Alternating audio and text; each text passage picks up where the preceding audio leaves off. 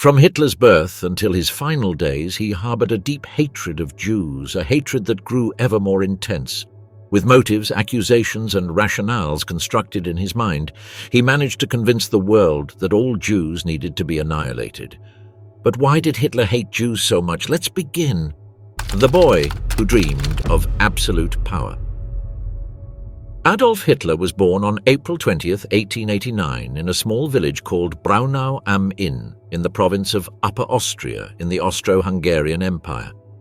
He was the fourth child of a middle-class family consisting of his father Alois Hitler, a customs agent, and Clara Pölzl, who was Alois's third wife. Adolf Hitler's parents were cousins, so when they wanted to get married, they had no choice but to obtain a papal dispensation for the marriage. At birth, little Hitler was baptized in St. Stephen's Church in the village where he grew up. The name chosen was no coincidence, since Adolf comes from the old High German words, the earliest phase of the German language, Adel and Wolf. Adel means nobility and Wolf means wolf, so Adolf means noble wolf. During his youth and adulthood, Hitler made use of the origin of his name to create his own nickname, Wolf. In fact, during World War II, several headquarters adopted this term, such as the Wolfschanze in East Prussia and the Werwolf in Ukraine, among others. Adolf Hitler's childhood was hostile. He was brutally beaten. To avoid suffering, he chose to stop crying and prevent his father from noticing his vulnerability. He performed well in elementary school, but in his first year of secondary school, he was suspended and had no choice but to repeat the year. According to his teachers, Hitler did not want to study. However, there was one author he read attentively and in whom he showed a deep interest. This was the history teacher Leopold. Putsch, who used an ideological discourse that directly influenced Adolf Hitler's beliefs. In Mein Kampf, meaning My Struggle, his first book, Hitler revealed that his poor performance in school was directly related to his relationship with his father. Failing exams and being inattentive to teachers was his way of opposing Alois. The two argued for several years about what career Adolf Hitler would pursue after completing secondary school. The father wanted his son to graduate as a customs agent. He also longed for him to become a civil servant, a position Alois held from a very young age. However, the man who would later become Führer had other plans. Since he was a child, he longed to be a painter. He was obsessed with the arts. In fact, he would later define himself as a misunderstood artist. On January 3, 1903, Adolf Hitler received news that changed his life forever. Alois Hitler, his father, had died. This news had a profound impact on Hitler. His performance at school worsened noticeably, and he seemed to have no direction. At the age of 16, he dropped out of secondary school without a diploma. As time passed, some significant traits could be observed in his personality. Hitler was seen as a pan-German nationalist. He detested the ethnic diversity of the Austro-Hungarian Empire in which he lived and deeply abhorred the Habsburg monarchy. Years earlier, curiously, while in school, he took note of a politician whom he quickly began to admire, Georg von Schönerer. Along with Victor Adler, Robert Patai, Heinrich Friedjung, and Engelbert Pernerstorfer, Schönerer proposed the Linz Programme of 1882, a political platform calling for the complete Germanization of the Austrian state. This meant the creation of a German-dominated Austrian state. In the manifesto, they proposed ceding the regions of Galicia, Bukovina, and Dalmatia to Hungary. They also suggested that German be made the official language of Austria. The Linz program was not successful, as it was not supported by any influential political circles. However, this was not the main mitigating factor. Von Schönerer's colleagues let him go after he demonstrated serious anti-Semitic tendencies by adding a paragraph on the Aryan race. In it, he proposed excluding Jews, among other minorities, from treatment. This was not tolerated by Adler and Friedjung, who belonged to the Jewish community. 2 years later, he publicly declared that antisemitism was the central pillar of the national idea. Vienna, the city that ignited hate. 4 years after his father's death, after wandering with his mother through cities such as Steyr and Linz, He moved to Vienna for 2 months with financial help from his family. During his stay, he visited the Academy of Fine Arts, where he inquired about the admission requirements to become a painter. After a few weeks, he returned to take the test, but lacking the necessary talent, he was rejected. After a disastrous second attempt, the rector of the academy suggested he immerse himself in the field of architecture. Hitler had not graduated from high school, so it was difficult for him to be accepted for that university degree. During this period, Hitler would receive sad news. At the end of 1907, his mother Clara had died of breast cancer. He was overcome with grief. However, a curious fact emerges from this event. The doctor who had supervised Clara's illness was Dr. Edward Bloch, of Jewish origin. Bloch was married to Lily Kafka, with whom he had 2 daughters, Emily and Gertrude. Over time, he prospered in his career as a private physician. However, he not only treated wealthy patients, but also the poorest whom he visited at home after traveling in his own horse-drawn carriage, trying to charge them according to their financial circumstances. This behavior earned him the pseudonym the Doctor of the Poor. 3 years before Clara's death, Bloch had cured Hitler of an ailment that was initially thought to be pulmonary, but later proved to be a simple cold that turned into tonsillitis. From that moment on, whenever the Hitler family needed medical attention, they did not hesitate to go to Bloch. When Hitler's mother suffered from breast cancer, she was first operated on by a colleague, but the operation failed to resolve the problem. She quickly called Bloch, who immediately came to her home and attempted to treat the wound with iodoform, an antiseptic that had become the only treatment with any hope. This drug was extremely painful and especially unpleasant due to its unpleasant odor. However, this decision proved unsuccessful as it caused poisoning that quickly proved fatal. Bloch did his best to alleviate the pain with morphine injections, but 9 months after the iodoform injection, Clara failed to survive and died. Adolf Hitler was deeply grateful to him. Bloch had been considerate enough to treat Clara, sometimes for a few coins and sometimes for free.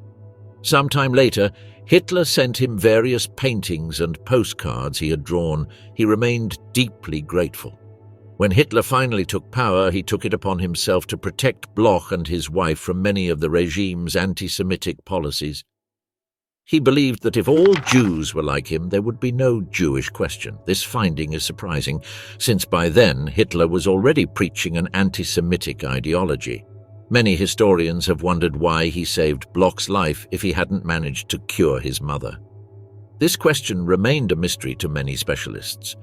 Although he had Hitler's help, Bloch was unable to practice his profession due to the prohibition that Jewish doctors could not work. Finally, Bloch wrote to Hitler asking for help, and Hitler responded curiously, kindly. Thanks to the Führer's efforts, the doctor was able to sell his house at market price and go into exile in the United States. Returning to the timeline in early 1908, after his mother's death, Hitler decided to move permanently to Vienna. Thanks to a generous inheritance from his mother, he was able to live comfortably for a few months without working. Unlike Linz, the last city he had lived in, Vienna's population was predominantly German. While Hitler liked the Austrian capital, he disagreed with its multi-ethnic, multinational, and multi-religious culture. By the end of 1909, he ran out of money. He was evicted from his apartment and fell into deep poverty. He had no choice but to live temporarily in a homeless shelter. During that time, he attended soup kitchens. Later, he moved to a men's residence. He earned a living with jobs such as shoveling snow, carrying suitcases at the train station, and working as a construction worker. In 1910, he began painting watercolors with postcards of Vienna, which his partner sold. During Hitler's first 2 years in the popular Austrian town, the mayor was Karl Lueger, a politician whom Hitler observed with close attention and loyal fascination. Lueger was born in Vienna in 1844. He began his career on the left wing of the Progressive Party and in 1875 was elected mayor. In 1885, he cooperated with von Schönerer in anti-Semitic campaigns for the Linz program, and 2 years later, he gave a violently anti-Semitic speech in support of Schönerer's bill against Jewish immigration from Russia and Romania. For these actions, Lueger was extremely popular among the lower middle classes. This was largely due to his rustic and vulgar speeches, which also included economic and religious anti-Semitic prejudices common at the time. He cunningly channeled social discontent by presenting both capitalism and Marxism as products of the Jewish mentality, recalling the supposedly well-founded historical hatred toward Jews. In 1897, Franz Joseph Thunstedt confirmed Lueger as mayor of Vienna after having previously refused. In that role, he was able to implement various discriminatory practices against Jews, such as not hiring them in municipal services and limiting their vacancies in both high school and university. He also supported politicians who actively perpetuated the myth of the blood libel, which claimed that Jews ritually sacrificed Christian children during Passover to obtain blood for the unleavened bread they customarily ate. This myth arose in the 7th century, a time when anti-Semitism was rife on the streets of Europe. Thus, the murder of an English child, known as William of Norwich, was attributed to local Jews. However, he was sometimes seen as pious or generous toward the Jewish community. In the beginning, he associated with Jewish members, and one of them was Ignaz Mandl, a Jewish lawyer, remained Hitler's friend and political advisor, even after Hitler expelled him from the Democratic Party in 1889. He also employed the part Jewish deputy mayor Julius Porser. He also appeared in synagogues wearing the mayor's chain and visited Jewish homes, claiming that it was up to him to decide who was Jewish. Lueger's influence was undoubtedly pivotal in Hitler's career. He had learned from Schoenerer that Jews could never be full German citizens. Through Lueger, he became aware that antisemitism and social reform could be successful. In Mein Kampf, Hitler called him the greatest German mayor of all time. In fact, he himself claimed that his political ideology was formed in Vienna, giving credit to both Lueger and the local anti-Semitic newspapers. Nevertheless, considering the evidence of Hitler's lifestyle in the Austrian town, some doubts arise. Adolf Hitler had Jewish acquaintances and business associates.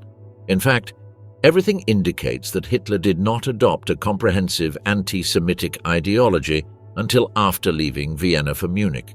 Furthermore, August Kubizek, a conductor known for being a friend of Adolf Hitler, mentioned that his deep antisemitism reached Vienna from Linz.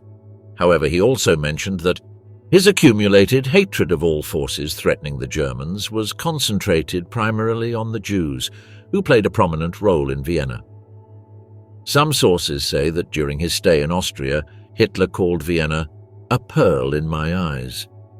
However, some historians indicate that he never managed to settle there, as he hated its people. Munich, the city that shaped the Führer. In May 1913, Hitler escaped to Munich, a city within the German Empire, to avoid his military service in Austria-Hungary. The idea of serving in an army alongside Jews and Slavs terrified him. However, he was always drawn to the culture, strength, and prosperity of the German Empire. Hitler's present situation was not very encouraging. He had to wait a few months to collect his father's inheritance and wanted to enter the Munich Art Academy, but had little faith in finding a place. On January 18, 1914, the Austrian authorities managed to locate him and serve him with a court summons demanding his return. He argued that he had left his native country because the racial mixing in Vienna disgusted him. The Austrian police informed him that evading military service carried a heavy fine, but leaving Austria constituted desertion, which carried a prison sentence. Without much choice, Hitler traveled to Salzburg, where he was examined and subsequently declared unfit for military service. The First World War awakened the leader of horror. In 1914, World War I began, a decisive milestone in Adolf Hitler's life. This historic event gave his life a new purpose and even defined his vocation. His days up to that point were filled with conflicts and absences, but this imposing conflict would change his life.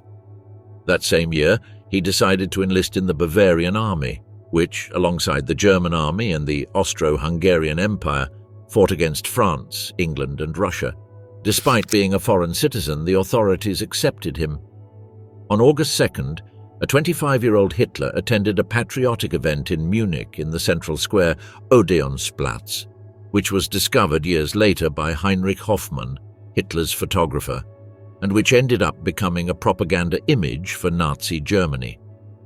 He quickly joined the 16th Bavarian Reserve Infantry Regiment. He received military training that was as limited as it was accelerated, and his unit was quickly sent to Belgium.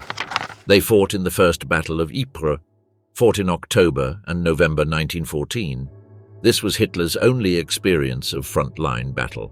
Hitler was later promoted to Gefreiter, the second rank of promotion for a private. Generally speaking, this position was roughly equivalent to the rank of private first class in the United States Army, which is often erroneously translated as first corporal. This was the only promotion he received. He remained under that title until the end of his service. However, he received various medals: the Iron Cross, second class in December 1914, and the Iron Cross, first class in August 1918. In 1914, Hitler was appointed as a messenger. His job was to carry messages to and from regimental headquarters. Over the next 4 years, the regiment fought in various battles in both Belgium and France on the Western Front. During these engagements, Hitler was often several kilometers from the front. However, during the Battle of the Somme, he was wounded by a shell splinter in the upper thigh. Hitler served on active duty with his unit for most of World War I, but spent part of his time on the home front.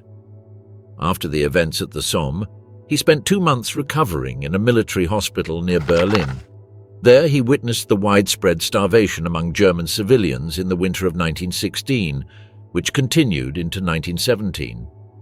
In September 1918, during his leave, Hitler observed the collapse of morale on the German home front.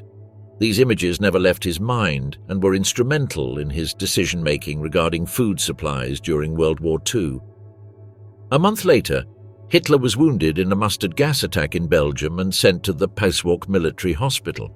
While undergoing rehabilitation, he learned of the November 11th armistice, the overthrow of Kaiser Wilhelm II, and the arrival of the German Revolution. This news was devastating for Hitler. "Everything began to darken again before my eyes," he wrote. But he also showed his pride. "I'm not ashamed to say that, carried away by my enthusiasm, I knelt down and thanked heaven from the bottom of my heart for having allowed me to live at that time." After the defeat, the stab in the back theory became popular, and Hitler found it extremely convincing.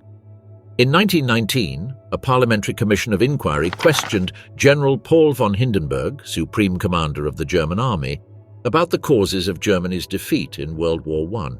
In 1919, that conversation, he stated that Germany was defeated due to a lack of support from the government, which, at the height of the war, did not hesitate to initiate peace negotiations. Hindenburg also mentioned that the German army was weakened by the revolutionary atmosphere within its own ranks and in the rest of the country. There, the Supreme Commander quotes a British general who had said, "The German army has been stabbed in the back." Thus, the stab-in-the-back theory was born. There are also those who say that the term comes from an expression evoked in the opera Götterdämmerung, which in English means The Twilight of the Gods, presented by Richard Wagner in 1876, in which Hagen assassinates his enemy Siegfried from behind. This is a conspiracy theory which claims that the German army was not defeated on the battlefield, but rather because of the social democratic politicians. According to this postulate, they are the ones who bear the responsibility for signing the ceasefire in order to achieve their goal of seizing power. Despite the fact that the army command made mistakes that caused the German army to be unable to continue fighting, Hindenburg, along with General Erich Ludendorff, spread this conspiracy story so as not to have to admit their own mistakes during the war. At the same time, various far-right nationalist and anti-Semitic groups consider the stab-in-the-back theory to be a consequence of an international Jewish conspiracy. In fact, such fallacious legends were already circulating during the war, casting doubt on the patriotism of German Jews on the battlefield. For this reason, in 1916, the German government conducted a count of Jews in the army. The results showed that there were similar numbers of Jews and non-Jews with equal frequency on the front lines. However, the results of this study were not made public. Both German and international historians unanimously reject the myth. They point out that the German army had run out of reserves and was completely overwhelmed by the entry of the United States into the war. In 1933, when Hitler and the Nazi Party came to power, they made this legend a fundamental part of their official history of the 1920s. They presented the Weimar Republic as the work of the November criminals who had stabbed the nation in the back to seize power. Nazi propaganda exploited this theory to describe them as a quagmire of corruption, degeneration, national humiliation, ruthless persecution of the honest national opposition, 14 years of rule by Jews, Marxists, and cultural Bolsheviks, which had finally been swept away by the National Socialist movement under Hitler and the victory of the National Revolution of 1933. The Protocols of Zion sown the poison of antisemitism. Returning to the period after World War I, Hitler was walking the streets of Munich and sniffing out the ideal climate of antisemitism. The German city had become a hotbed of anti-Jewish sentiment. They were blamed for the actions of the communist Bavarian Soviet Republic. In that context, a publication called The Protocols of the Elders of Zion appeared, translated into German. It is a text written in 1903 that recounts anti-Semitic conspiracy theories. It formulates the idea of a secret group of Jews controlling the world, called the Elders of Zion. The protocols were first published at the beginning of the 20th century in the Russian Empire in Znamia, which means the banner, a St. Petersburg newspaper owned by the prestigious and anti-Semitic writer Pavel Krushevin. Several scholars are convinced that Krushevin was the original author of the protocols. When his newspaper published the text, he wrote a prologue and an afterword. The publisher confessed to having discovered a real document that proved the existence of a global Jewish conspiracy.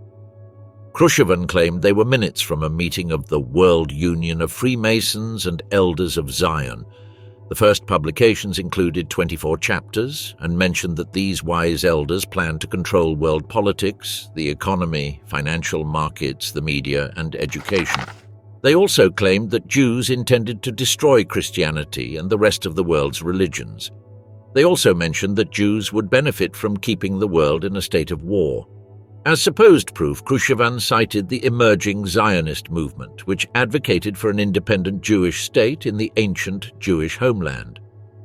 Some have claimed that the protocols are actually the minutes of the first Zionist Congress held in Basel, Switzerland in 1897, a claim that has since been proven false.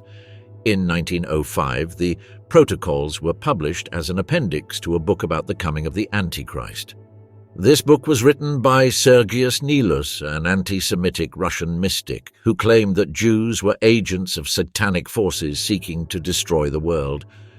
Meanwhile, Hitler rejoiced in his gradually fulfilled wish that both Germany and the entire world would see Jews the same way he did. Following the Bolshevik Revolution of 1917, the protocols of the Elders of Zion began to circulate more frequently. That same year, the Russian Tsar abdicated the throne amid a popular uprising. Protesters demanded food due to increasing poverty. After a few months, the Bolshevik Party, later known as the Communist Party, staged a coup. The systematic fear of communist revolutions spreading throughout Europe reinforced one of the main anti-Semitic conspiracy theories contained in the protocols, that Jews were responsible for communism and for plotting this revolution. This false accusation is known as Judeo-Bolshevism. In 1919, it was translated into German. During the 1920s, various versions appeared in the United States, primarily in New York and Boston. At the same time, copies were sent to London and Japan in the original language. In 1921, it was translated into Italian, Swedish, and Norwegian. 2 years later, into Polish, and in 1925, it was available in Syria in Arabic. With the Protocols of Zion came new books promoting anti-Semitic conspiracy theories. Among the most well-known was The International Jew, the World's Most Important Problem by Henry Ford, founder of the Ford Motor Company, which was translated into 16 languages, including German. Over the years, details of the text were modified to accurately address the current situation. While it is true that media outlets such as the New York Times, journalist Herman Bernstein of the New York Herald and British diplomatic journalist Lucien Vogue were responsible for publishing texts in which they denied the protocols of Zion and accused them of being false, the truth is that the defamation had already been done, and a large part of European and North American society agreed with various items. During the 1920s, Adolf Hitler read the protocols thanks to Alfred Rosenberg, a prominent thinker of the Nazi Party and author of the book The Myth of the 20th Century, in which he develops different Nazi racial theories. With these theories, Hitler confirmed his feelings and understood once again that, despite not having written these publications, his beliefs were reaching the heads and hearts of many people. In his book Mein Kampf, Hitler claimed that the protocols reveal the nature and activity of the Jewish people and set forth its ultimate aims. Upon coming to power in 1933, Hitler did not directly refer to the protocols in his public speeches, but he occasionally repeated many of the lies contained in the publication. Among them was the claim linked to Judeo-Bolshevism. In the run-up to and during World War II, Joseph Goebbels, Nazi Germany's Minister of Public Enlightenment and Propaganda, believed he could exploit the protocols of Zion to demonize Jews.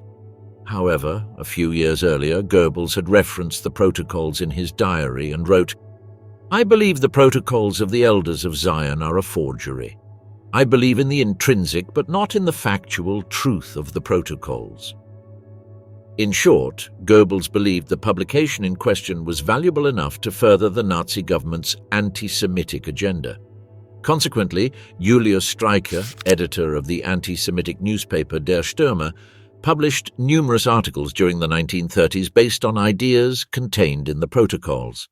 The Nazi Party's central publishing house published 22 editions of the protocols between 1919 and 1938.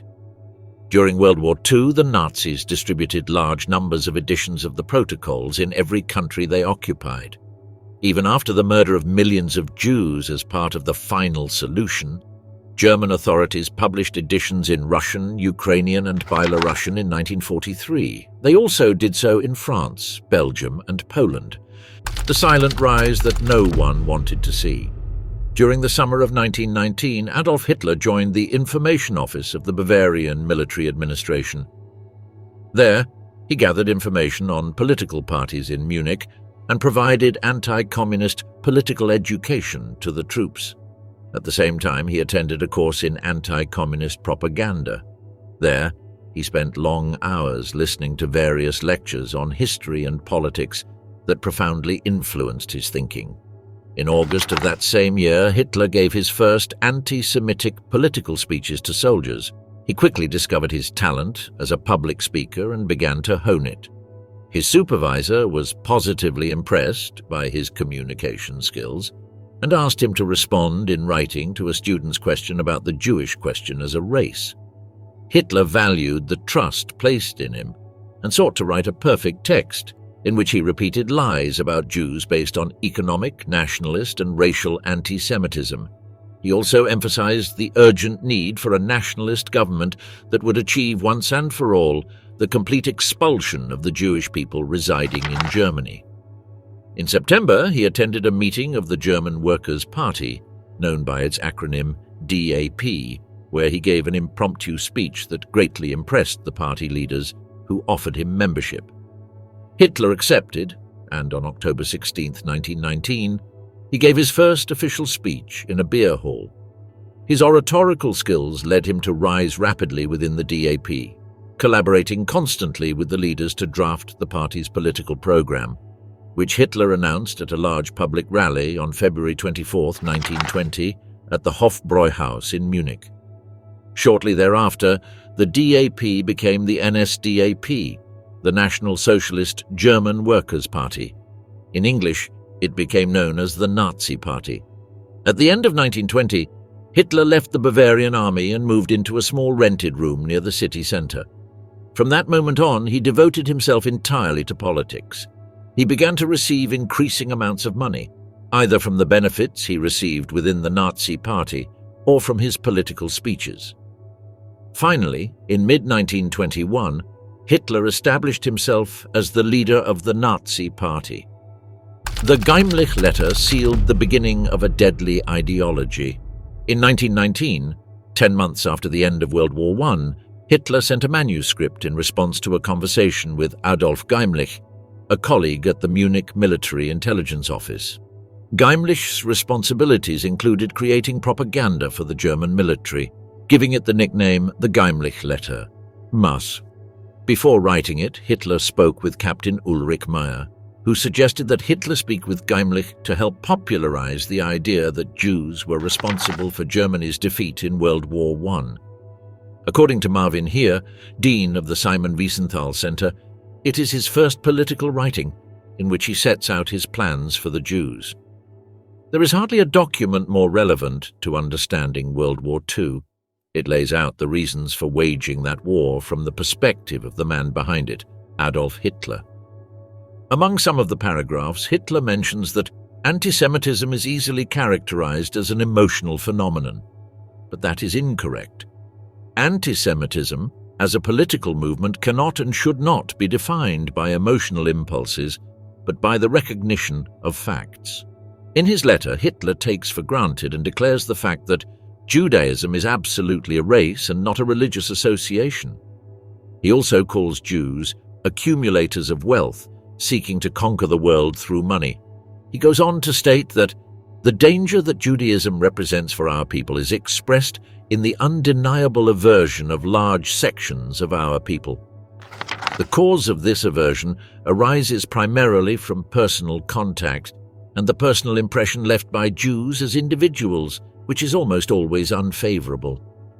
Furthermore, with profound manifest hatred, he adds, "Every man pursues a greater goal, be it religion, socialism, democracy. For Jews, these are only a means to an end, a way to satisfy their desire for gold and domination. Anti-Semitism, fueled by purely emotional motives, will always find expression in the form of pogroms, that is, violent attacks on Jews." He continues, "But anti-Semitism based on reason must lead to combat and the systematic suspension of Jewish privileges. Its ultimate goal, however, should be the uncompromising elimination of Jews as such." He emphasizes that if a powerful government were to govern the German Empire, the Jewish threat could be managed by denying their rights, but that its ultimate goal must be the unswerving removal of all Jews. Still far from power, Hitler clearly demonstrated his ambitions and convictions. According to Heer, Hitler outlines an ideology that demands a ruthless government with the courage to completely eliminate them. What is clear is that even at a very young age and still largely unknown in German politics, he believed that this fight could not be waged with gangs or sporadic acts, but with a government organization behind it. Without a doubt, and despite the convictions of the rest of the members of the Third Reich, this letter reveals that the genesis of anti-Semitic thought, as emblematic of the Second World War, came from the mind of Adolf Hitler. However, specialists in the field indicate that, despite how revealing the Geimlich letter is, it is impossible to infer what strategy the government would adopt to carry out the eradication of the Jews. Furthermore, they mention that the German word used to refer to this is Entfernung, which means distance or retreat. In the post-World War I context, this term could refer to a segregation or expulsion from German territory, and not to a mass slaughter as it ended up being. Two firms that changed the destiny of the world, Versailles and Balfour. After the end of the First Major War, 50 countries prepared to sign the Treaty of Versailles. This agreement was signed in 1919 between the victors of World War I and Germany. It established that Germany had been largely responsible for the development of the war, and therefore imposed severe conditions. These included mandatory disarmament, monetary compensation to those affected as payment for war reparations, and the loss of large swathes of territory. The Germans received the news of the treaty with great displeasure, as they considered the consequences unaffordable. The United States, on the other hand, refused to sign, convinced that these harsh and restrictive conditions would only lead to worse consequences. In a speech given on April 13, 1923 in Munich, Hitler spoke of the Treaty of Versailles. The treaty was made to bring 20 million Germans to their deaths and ruin the German nation. In that same speech, he also mentioned that the expulsion of the Jews of German blood would lead to atrocities against the Jewish people. One of the questions that arise regarding the context concerns the Balfour Declaration, which experts claim was promoted by the Treaty of Versailles. It is a letter sent by the British Foreign Minister, Arthur Balfour, to Baron Lionel Walter Rothschild, leader of the British Jewish community. This text was included in 1922 by the League of Nations in the British Mandate for Palestine, by which the United Kingdom was formally entrusted with the administration of these territories. Below is the letter written by Balfour. Dear Lord Rothschild, I have great pleasure in forwarding to you on behalf of Her Majesty's government the following declaration of support for the aspirations of the Zionist Jews, which has been forwarded to and approved by the Cabinet. Her Majesty's government views with favour the establishment in Palestine of a national home for the Jewish people, and will use their best endeavours to facilitate the attainment of this object, it being clearly understood that nothing should be done which may prejudice the civil and religious rights of existing non-Jewish communities in Palestine, or the rights and political status enjoyed by Jews in any other country. I shall be grateful if you will bring this declaration to the attention of the Zionist Federation. During the first few years, 100,000 Jewish immigrants settled in Palestine. In this context, the question arises, given his knowledge of the Balfour Declaration, why Hitler did not expel the Jews of Europe. It is true that this idea as a solution to the Jewish question was initially discussed in Nazi circles, but was ultimately rejected for various reasons, primarily ideological beliefs and geopolitical resistance. First, Hitler's plans did not include the possibility of relocation, but rather genocide. Considering the Jews as the root cause of the problems not only in Germany but also in all of Europe, his goal was to eliminate them, not displace them. On the other hand, the Arab resistance was undeniable. Amin al-Husseini, the Grand Mufti of Jerusalem at the time, was strongly opposed to Jewish immigration, fearing that such permission would lead to the creation of a Jewish state. In fact, he met with various Nazi officials to try to stop Jewish migration and agreed with the future Führer's plans for Judaism. For these reasons, Hitler did not even consider using the territory to his advantage, instead opting to please the Mufti by eliminating the Jewish people. The failed coup that gave life to my fight. The first 4 years after the creation of the Weimar Republic, the nation that replaced the German Empire, were marked by severe economic problems. The First World War had left the country devastated and starving. By 1923, the Nazi Party had more than 50,000 members who were eager for further action against the Democratic Republic. That's why, on the night of November 8th, Hitler launched an attempted coup d'etat, also known as a Putsch, which took place at the Bürgerbrau beer hall. Keller in Munich. Gustav Ritter von Kahr, the Weimar Prime Minister, was there, attending a rally to which he had not invited Hitler, who was deeply offended. Several troops from assault units loyal to the National Socialist Resistance Movement were waiting there. The moment the Stoßtrupp Adolf Hitler, Hitler's personal bodyguard detachment, arrived, the Nazi leader fired shots at the ceiling with his pistol, broke up the meeting and declared that the national revolution had begun.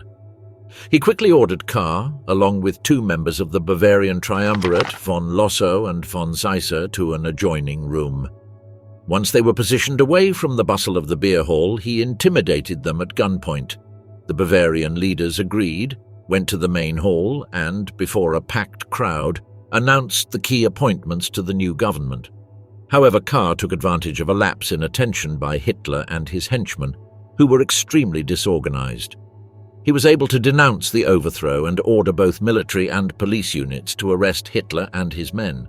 Finally, after a trial, Hitler was sentenced to 5 years in a minimum security prison in Landsberg am Lech for high treason. However, despite the coup's failure, Hitler took advantage of the experience to spread Nazi propaganda. Until that point, he had not enjoyed great popularity among Germans, but the news was immediately picked up by both the local and international press. Of his total sentence, Hitler served only 8 months, which he used to begin writing his first book, Mein Kampf, My Struggle. With this literary work, he hoped not only to earn some money, but also to serve as a propaganda platform to air his views and attack those who had betrayed him and the entire country. Originally, the book was titled 4.5 Years of Struggle Against Lies, Stupidity and Cowardice, a Judgment. However, he decided to shorten it and title it My Struggle.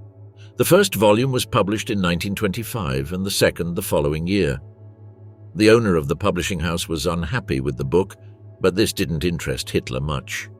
He knew it was aimed at those who were convinced to follow his ideology. Although it was a bestseller from the start, very few people managed to read it completely, not only because of its 800-page length, but also because of its difficult vocabulary. In 1934, with Hitler's rise to power, sales exploded. 1 million copies sold in 1 year at a price of between 7 and 12 marks, depending on the edition. This represented a rather high sum for the wages of the time. Over time, they began giving it away to disabled or amputees, university graduates, and newlyweds on their wedding days. The book began with the following sentence. In compliance with the ruling of the Munich People's Court, I was to begin my confinement in the Landsberg prison on the Lech River on April 1st, 1924. It then went on to explain the book's objective. The progress of the great movements in the world has generally been due to great orators. However, it is essential that the fundamental aspects of the doctrine be expounded. In this way, Hitler was selling one of his greatest skills. Among its long pages are various paragraphs in which he denigrated and vilified Jews, creating a brutal conspiracy about the meaning of the institution of Judaism at the time. Below are some of the exact phrases in which Hitler demonstrates his most abominable hatred for anyone who declares himself Jewish. The Jewish doctrine of Marxism rejects the aristocratic principle of nature and replaces the eternal privilege of power and force with numerical mass and its dead weight. Thus, it denies the value of personality in man, questions the importance of nationality and race, and thereby removes from humanity the premise of its existence and culture. As the foundation of the universe, this doctrine would bring about the end of any intellectually conceivable order for man. And just as, in the largest of all recognizable organisms, the result of the application of such a law could only be chaos, on Earth, it could only be destruction for the inhabitants of this planet. If, with the help of his Marxist creed, the Jew triumphs over the other peoples of the world, his crown will be the funeral wreath of humanity, and this planet, as thousands of years ago, will move through the ether devoid of men.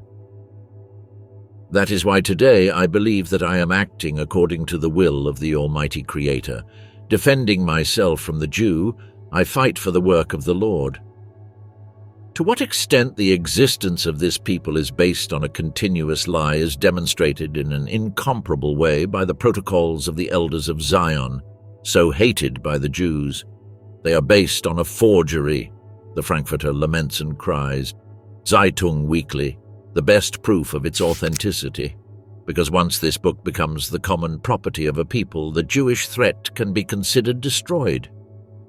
Since the Jew is not the attacked, but the attacker, not only does the attacker pose as his enemy, but also those who resist him. But the means by which he seeks to break these reckless but upright souls is not honest warfare, but lies and slander. Here he stops at nothing, and in his vileness he becomes so gigantic that no one should be surprised if among our people the personification of the devil as a symbol of all evil takes the living form of the Jew.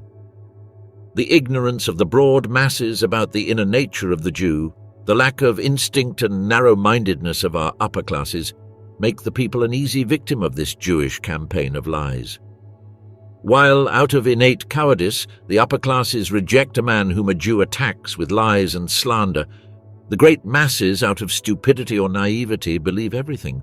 State authorities either hide in silence or, as is often the case, to put an end to the Jewish press campaign, they persecute those unjustly attacked, which, in the eyes of such an official, appears as the preservation of state authority and the safeguarding of public order. Jewish dominance in the state seems so secure that it can now not only call itself Jewish again, but it relentlessly admits its national and political designs. The end is not only the end of the freedom of the peoples oppressed by the Jews, but also the end of this parasite on the nations. After the death of its victim, the vampire sooner or later also dies. Despite its success, it drew heavy criticism from various newspapers. They accused it of presenting hollow formulas, more or less pathetic nonsense, and of being full of very trivial trivialities. Journalist Stefan Grossman also mentioned that he had certain doubts about the author's mental integrity. In an article, Sven Felix Kellerhoff, author of My Struggle, the history of the book that marked the 20th century, opined that it is a chaotic and highly repetitive book. The enormous number of digressions and ramblings undermines its structure. In general, the only thing that is clear are two fundamental aspects: his radical antisemitism, with fantasies of annihilation, and his sense of being called to secure the future of the German people by conquering living space in the East, which would be achieved through achieving the long-sought but unrealistic understanding with Great Britain. Some historians agree that Hitler drew his inspiration from diverse sources and that his ideas were not at all original, except for the way he combined everything he had read up to that point, particularly the Protocols of the Elders of Zion and the International Jew. They also accuse him of making demonstrable errors regarding supposedly autobiographical sections, since he chose to embellish parts of his story to achieve certain effects in his audience. The hidden history of Hitler's Jewish friend. Despite Hitler's hatred of Jews, he managed to befriend a girl of Jewish origin. She was even nicknamed the Führer's daughter. Her name was Bernhardine Nienau, better known as Bernile Nienau. He was born on April 20th, 1926, in Dortmund, Germany. His father was the physician Bernhard Nienau, who died shortly before her birth, and her mother was the nurse Caroline, whose surname was Morgenstern. The Nuremberg laws, which determined a person's racial origin, concluded that Bernile was 1/4 Jewish. In 1928, they moved to Munich, and although she was subject to some discrimination, she managed to retain her Reich citizenship. In the spring of 1933, while Hitler and his henchmen were building concentration camps to house and exterminate Jews, the 6-year-old Bernile, along with her mother, stood at the head of the stream of visitors to Obersalzberg, where Hitler lived in his residence. Hitler marveled at Bernile's bright blue eyes and blonde hair. Because of her supposedly Aryan face, he singled her out for a closer visit. Curiously, by this time, Hitler was already aware that Bernile's grandmother and mother were Jewish. They maintained a friendship that lasted for about 6 years. Bernile used to call him Uncle Adolf, while he addressed her as Darling. They shared the same birthday, April 20th, so they celebrated their birthdays together. Among the 17 letters that survived the war is one that Bernile wrote to Adolf Hitler and Wilhelm Bruckner, his chief advisor. Munich, September 27, 1936. Dear Uncle Bruckner, I have a lot to tell you today.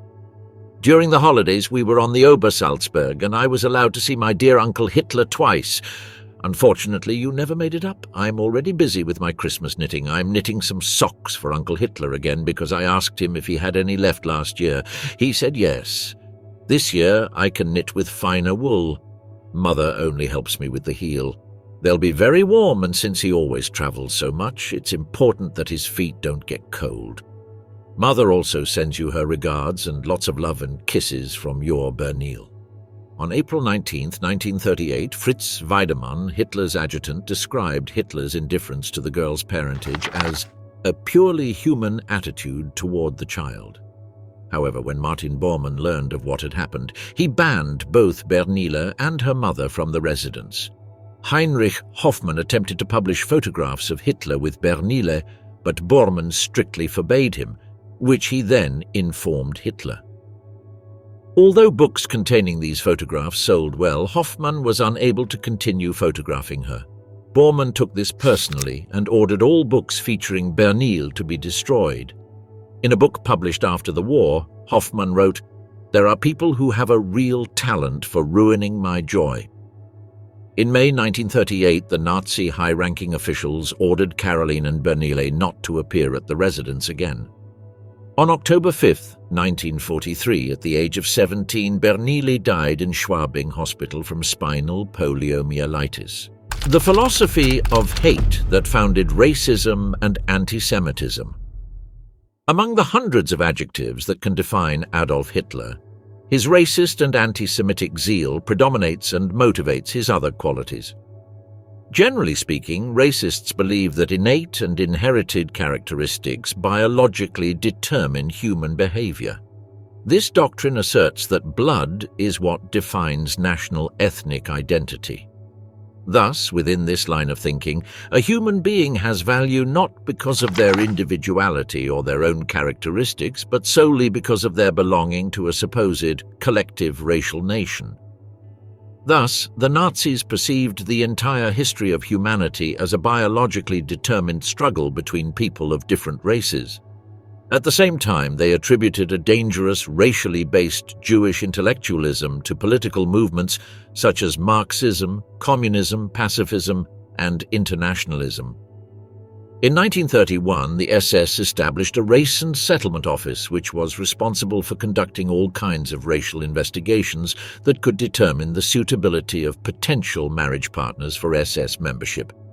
In 1935, after the Nazis came to power, they quickly passed the notorious Nuremberg race laws, which codified a supposedly biological definition of Jewishness.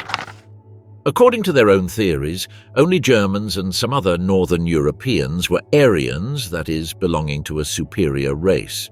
On the other hand, the Nazis, motivated by their racism, considered the mentally and physically ill to be imperfections of the genetic makeup they called the master race, and that their reproduction represented a biological danger to the purity of the supposedly Aryan race. During the last half of 1939, and after meticulous collection and planning, German doctors began a series of murders of disabled residents of various institutions throughout Germany. They called this operation euthanasia. In line with these practices, during World War II, dozens of Nazi doctors conducted various fraudulent experiments aimed at identifying physical evidence of Aryan superiority and non-Aryan inferiority. After murdering hundreds of thousands of non-Aryan prisoners, the Nazis failed to find any evidence to support their baseless theories about racial differences among human beings. This indicated that it was an ideological issue, not a scientific one. As is well known, during their years in power, the Nazis implemented racial laws and policies that not only deprived Jews of their rights, but also black people, Roma, homosexuals, and others. Thus, the Nazi leaders sought to carry out ethnic cleansing. This policy included the murder and annihilation of the so-called enemy races, which included genocide and the destruction of the leadership of the Slavic peoples. Nazi racism produced murders on an unprecedented scale. Hitler's hatred of Jews was based on these theories. In short, Hitler and the rest of the anti-Semites' motives for hating Jews were: they held them responsible for Germany's defeat in World War I. They accused them of being responsible for Germany's economic problems and high unemployment. They were convinced that Jews were determined to dominate German culture and all local businesses. They believed they were either too rich, depriving other Germans of wealth, or too poor, to the point of becoming criminals. They were to blame for the lack of morality in modern society. Loyal to their religion, they were enemies of Christians and disinterested in the German state. They were the creators of Bolshevism and capitalism, which is why they were determined to attack Germany's borders. But the main reason that encompassed all these reasons was that they were racially inferior to those belonging to the Aryan race. Hitler had a firm obsession with the supposed Aryan race, and his pursuit of the disappearance of Judaism led to the murder of approximately 6 million men, women, and children. Hitler's antisemitism ultimately led to what became known as the Holocaust, the systematic extermination of those who did not belong to the Aryan race. At the Wannsee Conference in 1942, Nazi leaders formalized the final solution to annihilate the entire Jewish people. In detail, nearly 2,700,000 Jews died in various extermination centers such as Auschwitz, Birkenau, Chelmno, Sobibor, among others. Some 2 million Jews were annihilated in executions and various massacres in more than 1,500 cities, towns, and villages. Between 800,000 and 1 million Jews were murdered in various ghettos, labor camps, and concentration camps. Finally, at least 250,000 Jews were murdered in other acts of violence, including antisemitic riots, individual executions, partisan killings, and forced marches, trains, and ships. The Holocaust was undoubtedly one of the greatest atrocities in human history, if not the greatest. That's all. See you in the next video.